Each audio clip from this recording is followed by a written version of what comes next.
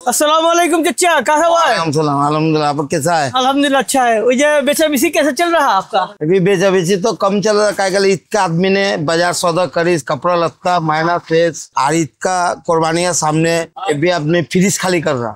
ভাবছেন এটা হিন্দি ভাষা? ভুল ভাবছেন, আবার শুনুন। अभी गरु का गोश्त कितने करके बेचते हैं? गरु आपका 750 में जा रहा। 750 नहीं, और खस्सी का? खस्सी 1000, 1100, बकरी यार क्या? हाँ। और जिन्हें खस्सी 1300, 1200। अभी बाजारी जी कम हुआ थोड़ा। এ ভাষায় কথা বলে বাংলাদেশেরই একটা গোষ্ঠী, এরা ঢাকাইয়া। চমকে গেলেন? নাটকে দেখায়, ওই নাটকে যেভাবে ঢাকাইয়া ভাষাকে বিকৃত করে, এইভাবে তো আমাদের ঢাকাইয়ার লোকরা কথা বলে না।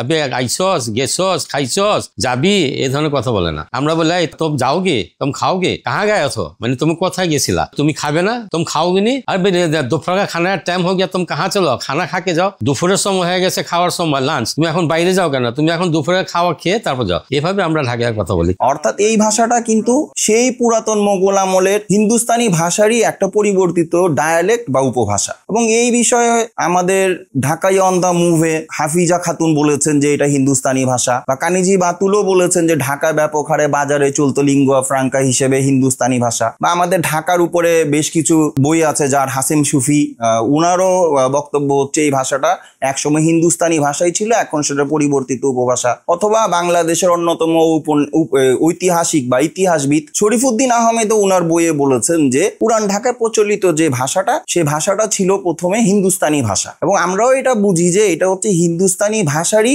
পরিবর্তিত একটা উপভাষা।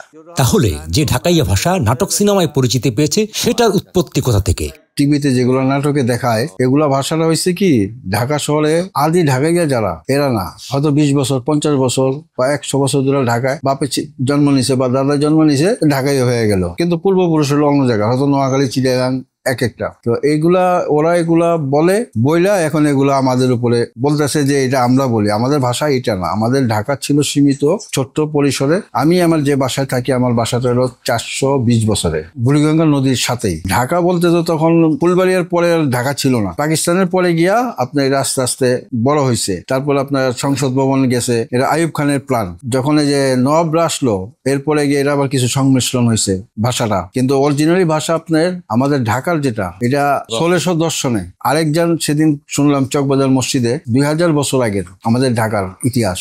এখনো মুষ্টিমেয় কিছু মানুষ এ ভাষায় কথা বলেন বাজারে, ঘরে বা আড্ডায়।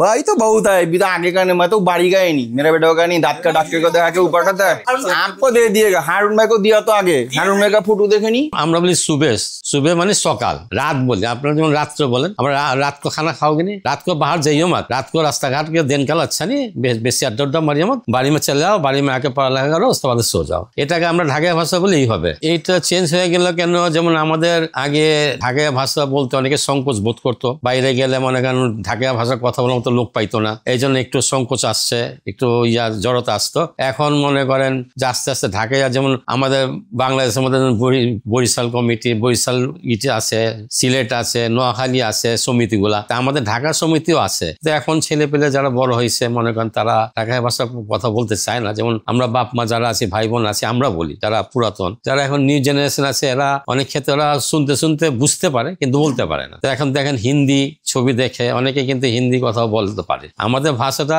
প্রায় হিন্দি সাথে কিছুটা মিলে, কিছু উর্দুর সাথে মিলে, এইভাবে ওই দুইটা ভাষার সাথে আমাদের ঢাকার সাথে একটু মিক্স হয়ে যায়, কিন্তু অরিজিনালি এটা অরিজিন ঢাকার একটা सेपरेट भाषा। इसलिए ये बात असल में बाहर जाने से भी बुझा जाता है। जब हम जितनी देश में गए, पाकिस्तान में जब हम बयान में खड़ा हुए नहीं, तो कह रहा भाई तुम तो बांग्लादेशी आदमी, लेकिन यही उर्दू बात कहाँ से कहते हो तुम? हमसे मिलता भी नहीं। हम कह रहे ढाकाइया बात है, ये ढाका का बात तुमसे मिलेगा नहीं, हमका हिंदी और जो तुमका बात से कुछ है ऐसे मेल जल, लेकिन हमका पूछते तो कहता अरे एकदम पूरा क्लियर, तुम जो बात करते हो ढाकाइया बात, ये पूरा क्लियर।